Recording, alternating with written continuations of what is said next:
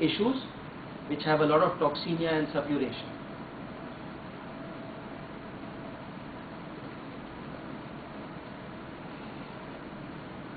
Where we are dealing with a nosode, often lymphatic and glandular involvements happen. Indications for nosodes: when the mentals, physical, generals and particular symptoms are characteristic of the proving of the remedy. When well chosen remedies fail to act, hold or just change the symptoms. It is important to know what miasms are in the background of a constitutional syndrome.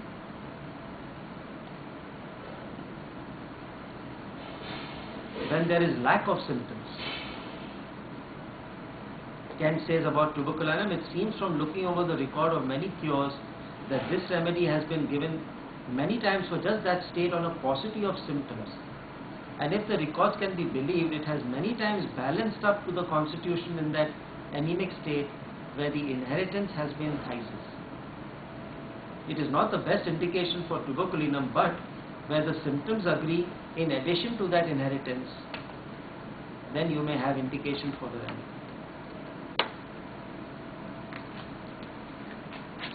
When a person has not recovered from a miasmatic infection and its suppression, this state is called the never well since syndrome.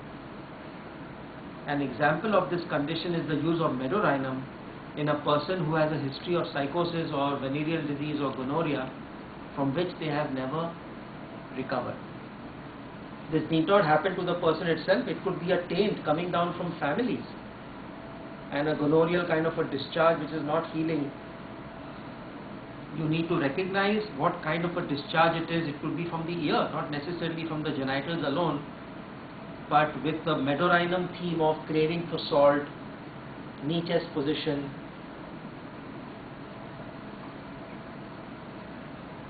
is enough to sometimes use medorinum as an intercurrent nosode.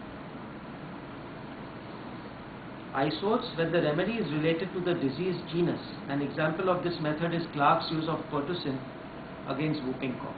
This is also referred to as an isode.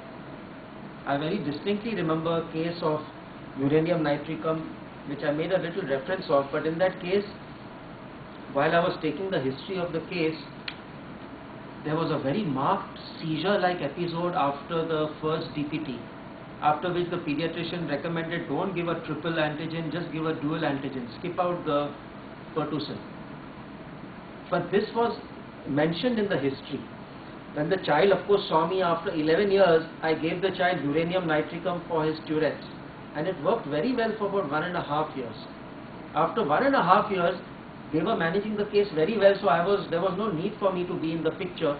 The child started with a very spasmodic cough and was just not getting better. Now, as I had explained to them, they followed the same instructions. They gave uranium nitricum in water, nothing happened. They even gave some spongia, whatever, nothing. That is when they contacted me, and then I said, describe the cough. He said, it's just almost like a whooping cough. He just, and there's no whooping cough now, we know, but the way he was coughing, he was retching with the cough. So with this kind of history in the past, I said, well, this seems to be a need for something that had been suppressed or had caused a certain aggravation at that time. Let's give a single dose of pertussin, 200. One dose of pertussin, within 24 hours the cough had subsided, and very soon he was then back on his uranium nitricum. So that is another instance of an isode in practice. When a miasmatic layer obstructs the progress of a constitutional remedy that was improving the patient, this use of a nosode is called a miasmatic intercurrent. So miasmatic intercurrent nosode.